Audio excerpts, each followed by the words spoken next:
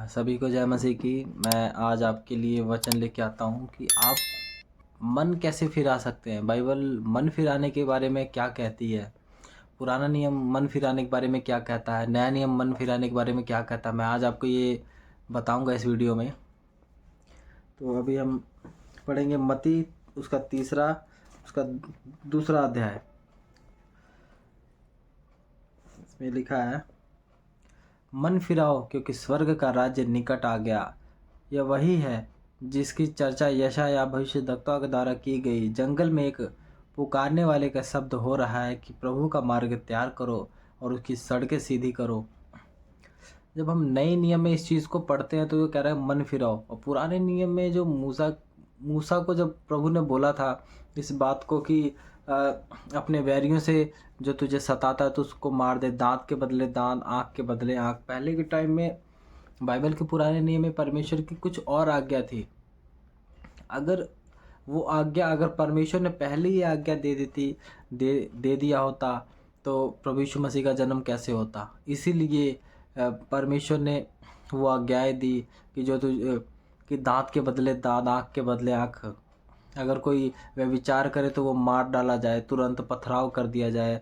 अगर कोई कुछ ऐसा करता है तो उसको उसको निकाल दिया जाए, उसको मार दिया जाए, पथराव कर दिया जाए। ऐसी बहुत सी चीज़ें पुराने नियम में बताई गई हैं। लेकिन नए नियम में जब हम आते हैं उसमें लिखा है कि मन फिराओ। अगर कोई तुम्हारे एक गाल पे थप्पड़ मारे तो दूसरा गाल आगे कर दो। नम्र बनने के लिए बोला गया है। चाहे हमें कोई कितना भी सता रहा है, कोई कितना भी दुख दे रहा है, हमारे लिए कोई कितना भी षड्यंत्र रच रहा है, कुछ भी कर रहा है, लेकिन पर नया नियम हमें ये बताता है कि हमने उसके लिए बस प्रार्थना करनी है, हमने उसके लिए एक्शन नहीं लेना। परमेश्वर वो सारी चीज़ें देखेगा, क्योंकि प्रभु का वचन कहता है तुम अपने वैरियों के लिए प्रार्थना करो। जब तुम उसके लिए प्रार्थना करोगे तो तुम उसके सर पर अंगारे रख रहे हो।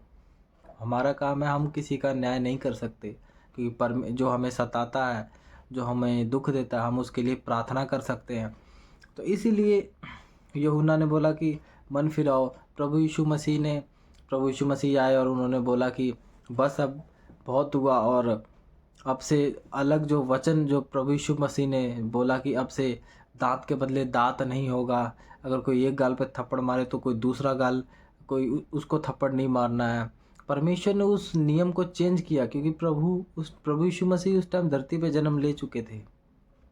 इसीलिए प्रभु ने ये उसमें वचन ये कहता है कि मन फिराओ। मन फिराने का मतलब यही होता है कि हम उन चीज़ों से मन फिराएं जो हम उन पुराने पाप में फंसे हुए थे।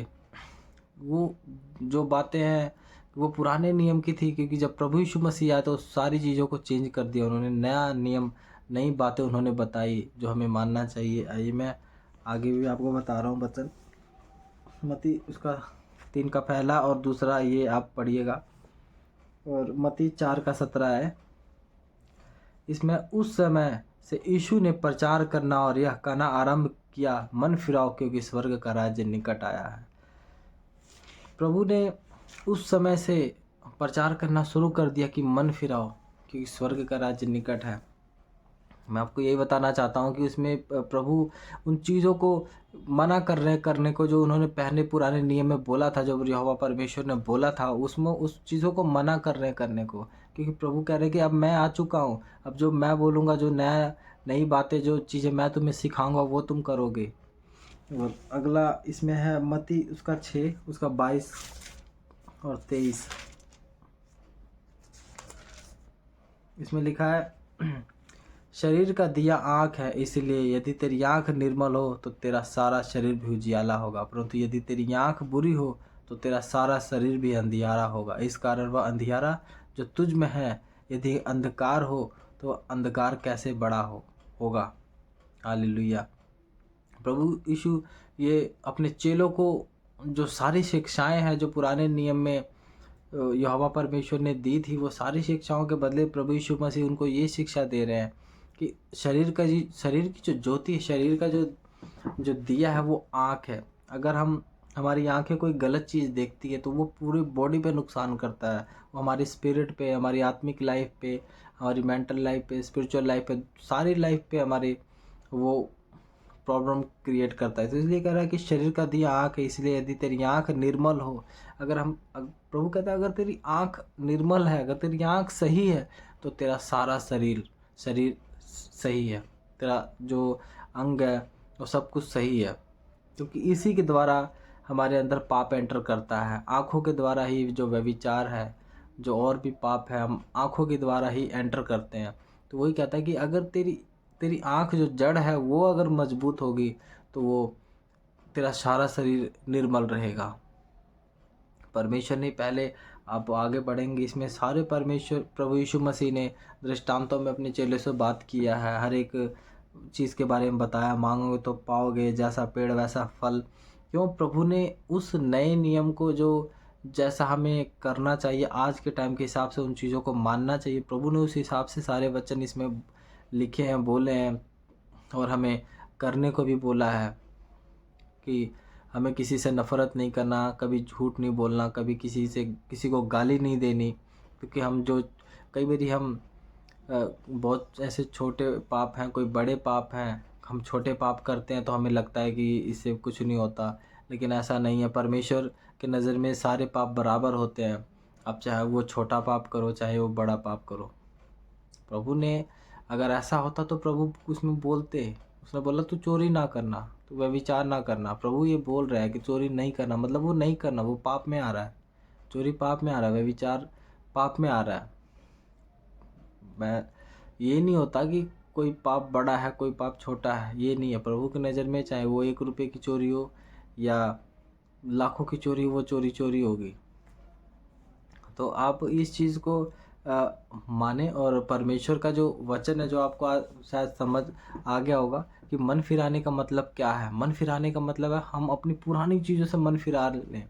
अगर हम मसीह में आए हैं, हम प्रभु यीशु मसीह को मानते हैं, हम उसको अपना उद्धारकर्ता ग्रहण कर लिया, तो हम अपनी पुरानी चीज़ों से मन फिरा लें, और रीति रिवाजों से, ये नहीं खाना, वो नहीं खाना, यहाँ नहीं जाना, वहाँ नहीं जाना, जो दिन के वजह से, जो इस दिन ये नहीं खाना। क्योंकि हर एक चीज़ प्रभु ने बनाई है। हर एक दिन, हर एक जो समय है, हर एक दिन है, चाहे मंडे से लेके संडे तक, हर एक जो चीज़ है वो परमेश्वर ने बनाई है।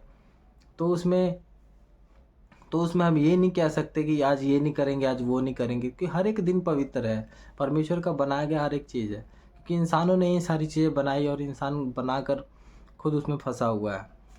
तो यही परमेश्वर कहता है कि जब तुम मेरे में आ चुके हो, जब तुम मुझे जान चुके हो, तो मन फिराओ अपने पापों से। आपने जो पाप किया, गुनाह किया, जो गलत काम किया, उससे मन फिराओ। परमेश्वर ये बोल रहा है कि मन फिराने को।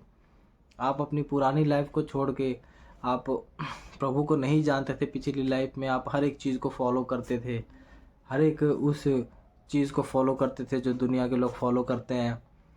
परमेश्वर उसको वो बोल रहा है कि तुम मन फिराओ।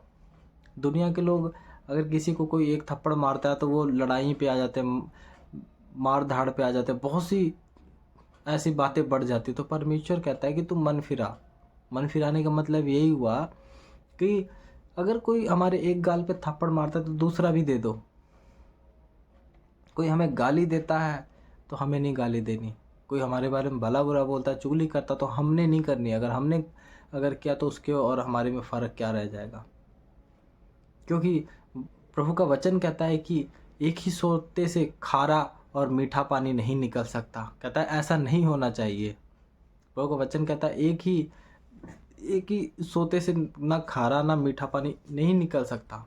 या तो खारा निकल सकता है या मीठा निकल सकता है। तो आप इस चीज़ को माने, और मैं आगे भी आपको वचन शेयर करूँगा।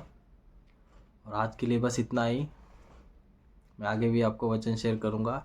सभी को जय मसीह की। God bless you. प्रभु आपको ब्लेस करे। God bless you.